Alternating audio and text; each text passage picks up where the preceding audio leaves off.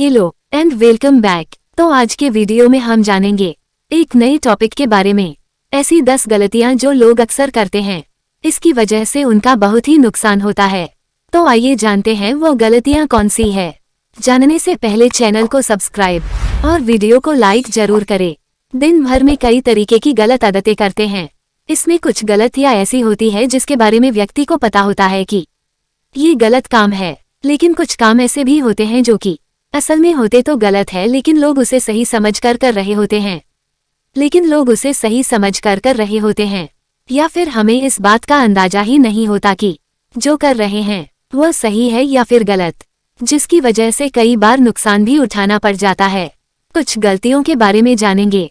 Number 1, सोकर उठने के बाद हाथ को चेहरे पर लगाना, यानी सोकर उठने से पहले गलती करते हैं तो आपको भी पता होगा कि हमारे हाथों में बैक्टीरिया होते हैं। पूरी रात सोते समय हाथ नहीं धोया जाता है, इसलिए हाथों में बैक्टीरिया की मात्रा और भी ज्यादा बढ़ जाती है। और फिर उसी हाथ से सुबह चेहरा को छूने से स्क्रीन में इन्फेक्शन होने के चांसेस बहुत ज्यादा रहते हैं। किसी भी तरीके की एक्ने पिंपल्स की प्रॉब्लम होती है, तो ऐसे में चेहरे को छूने वाली यह आदत और भी ज्यादा नुकसान पहुंचा सकता है। इसलिए छूने से पहले एक बार हाथ जरूर धो लेना चाहिए। पूरे दिन के समय में भी चेहरा छूने से पहले हाथ धो लेना चाहिए कि आपके हाथ साफ है या नहीं। नंबर 2 है टूथब्रश। दोस्तों, आज भी बहुत से लोग ऐसे होते हैं जो कि ब्रश करना बिल्कुल भी जरूरी नहीं समझते हैं, और अगर करते हैं तो इतने लंबे समय तक इस्तेमाल करते हैं कि जब तक कि ब्रश का पूरी तरह से जनाजा नहीं निकल जाता तब तक उसे बदलना बिल्कुल भी जरूरी नहीं समझते हैं, जो कि एक बहुत ही गलत तरीका है। क्योंकि टूथब्रश से दांतों की सफाई तब तक ही हो पाती है जब तक कि उसके रेशे सीधे रहते हैं, और एक बार ब्रश फैल जाए तो वह दांतों के बीच नहीं पहुंच पाता, और जिससे कि हमें तो ऐसा लगता है कि हम डेली ब्रश कर रहे हैं, लेकिन एक्चुअल में दांतों की सफाई हो ही नहीं पाती। इसी से दांतों और मसूड़े से जुड़ी कई तरीके की समस्या शुरू होने लगती है। इसलिए जरूरी है कि टूथब्रश को सही समय पर बदलने का भी खास ख्याल रखना चाहिए। नंबर 3 है बहुत ज्यादा झाग पैदा करने वाले टूथपेस्ट। यह लोग अक्सर गलती करते हैं और उसे सही समझते हैं, क्योंकि ज्यादातर लोगों को ऐसा लगता है कि हर वह चीज जिसे इस्तेमाल करने पर बहुत ज्यादा झाग बनता है उससे सफाई भी बहुत ही अच्छी तरह होती है, लेकिन ऐसा सोचना पूरी तरह से गलत है। सफाई के लिए झाग बनना बिल्कुल भी जरूरी नहीं होता, लेकिन क्योंकि ज्यादातर लोग ऐसा सोचते हैं, इसलिए कई सारी कंपनी हाथों की सफाई के लिए इस्तेमाल किए जाने वाले टूथपेस्ट में भी झाग पैदा करने के लिए एक केमिकल का इस्तेमाल किया जाता है, जिसका नाम है सोडियम लॉरेल सल्फेट। इस शॉर्ट में CLS कहा जाता है। दोस्तों, यहाँ सोचने वाली बात यह है कि जिस केमिकल का डिटर्जेंट के रूप में साबुन और शैम्पू में भी इस्तेमाल करना गलत माना जाता है, इस केमिकल को और जिसे लोग अच्छा समझकर खुशी खुशी इस्तेमाल करते हैं, लेकिन इस बात को भी समझना जरूरी है कि ये केमिकल एक हर्ष केमिकल के कैटेगरी में आता है, दूसरी प्रॉब्लम भी पैदा कर सकता है।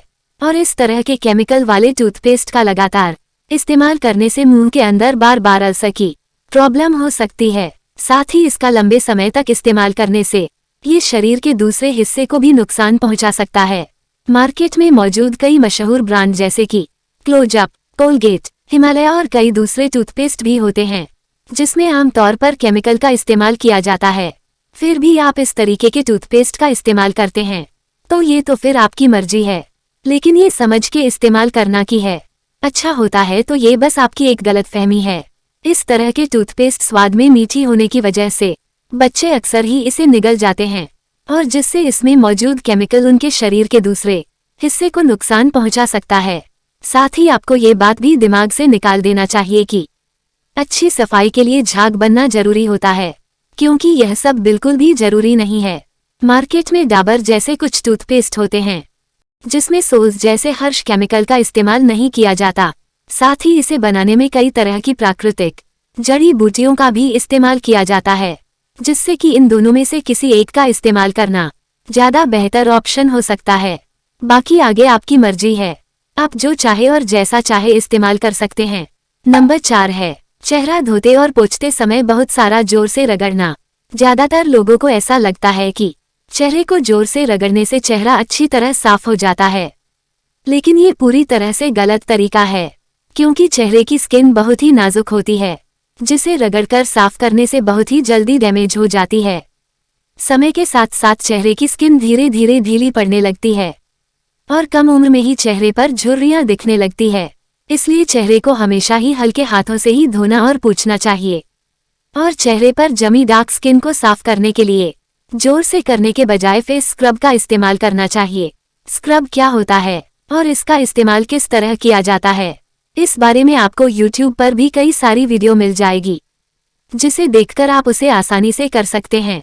नंबर 5 है नहाना। नहाने में अक्सर लोग कुछ गलतियां करते हैं, लेकिन जो सबसे आम गलतियां होती है वो शरीर के साथ साथ चेहरे और बालों में भी साबुन का इस्तेमाल करना। क्योंकि बहुत से लोगों को ऐसा लगता है कि साबुन में केमिकल नहीं होता, जबकि फेस वॉश और शैम्पू में केमिकल होते हैं। लेकिन पूरी तरह से गलत है, क्योंकि साबुन में और भी ज्यादा केमिकल का इस्तेमाल किया जाता है और क्योंकि चेहरे और बालों के लिए बिल्कुल भी सूटेबल नहीं होता।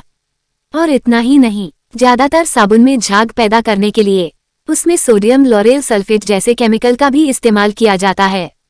साबुन में सोडियम और फैट भी काफी मात्रा में मौजूद होता है, जिससे कि साबुन का चेहरे और बालों में लगातार इस्तेमाल करने से यह स्किन को बहुत ज्यादा ड्राइंग और इरिटेट कर सकता है।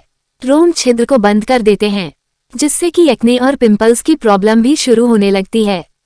इसलिए चेहरे के लिए फेस वॉश और बालों के लिए शैम्पू इस्तेमाल करना ज्यादा बेहतर ऑप्शन हो सकता है। लेकिन यहाँ भी इस बात का ख्याल रखना जरूरी है कि हर किसी की स्किन अलग अलग होती है और उसकी इंग्रेडिएंट्स लिस्ट को जरूर चेक कर लेना चाहिए। हालांकि मामाअर्थ, अरोमा जैसी कुछ कंपनी होती है, इसके प्रोडक्ट काफी हद तक केमिकल फ्री होते हैं। आप इसकी इंग्रेडिएंट्स लिस्ट को एक बार जरूर चेक कर ले। और अगर आप चेहरे और बालों के बारे में डिटेल में जानना चाहते हैं तो आप हमारे चैनल पर मौजूद वीडियो देख सकते हैं। आपको अंदाजा हो जाएगा कि आपको किस तरह के शैम्पू और फेस वॉश का इस्तेमाल करना चाहिए। नंबर 6, एक ही टॉवल से बॉडी, चेहरे और बालों को भी पोंछना। कुछ लोग इससे भी 2 कदम आगे निकल जाते हैं और पूरे परिवार के लोग एक ही टॉवल का इस्तेमाल करते हैं, लेकिन अपने आप में एक बहुत ही गलत तरीका है। अलग अलग तरह के बैक्टीरिया होते हैं। जब एक ही टेबल का इस्तेमाल किया जाता है तो वह बैक्टीरिया बालों और चेहरे की स्क्रीन पर ट्रांसफर होकर काफी हद तक नुकसान पहुंचा सकता है, जिससे कि एक्ने, पिंपल्स और बाल झड़ने जैसी समस्या भी शुरू हो सकती है। अपने शरीर, चेहरे और बालों के लिए अलग अलग टॉवल का इस्तेमाल करें या एक बड़ा सा टॉवल खरीदकर निशान लगा ले, जिसमें एक साइड से बॉडी और दूसरे साइड से बाल और चेहरे को पोंछा जा सकता है। लेकिन किसी भी हालत में अपना टॉवल किसी और से आपको शेयर बिल्कुल भी नहीं करना चाहिए। और अगर कभी मजबूरी में आपको किसी और का टॉवल इस्तेमाल करना पड़ता है तो उसे किनारे की तरफ से इस्तेमाल करें, क्योंकि ज्यादातर लोग टॉवल को बीच से इस्तेमाल करते हैं, जिससे कि किनारे वाला हिस्सा अक्सर ही साफ रह जाता है। नंबर 7, बालों में तेल लगाना। दोस्तों, यहाँ लोग 2 तरह की गलतियां करते हैं।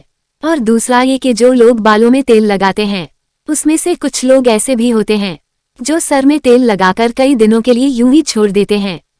और ये दोनों ही एक बहुत ही गलत तरीका है, क्योंकि पहली बात तो ये कि तेल बालों को मजबूती प्रदान करता है, इसलिए हफ्ते में कम से कम एक बार बालों में तेल जरूर लगाना चाहिए। लेकिन बालों में तेल लगाकर लंबे समय के लिए बिल्कुल भी नहीं छोड़ना चाहिए, क्योंकि तेल में चिपचिप बहुत देर तक छोड़ देने से खींचना है, जिससे कि डैंड्रफ और बाल झड़ने की समस्या शुरू हो सकती है।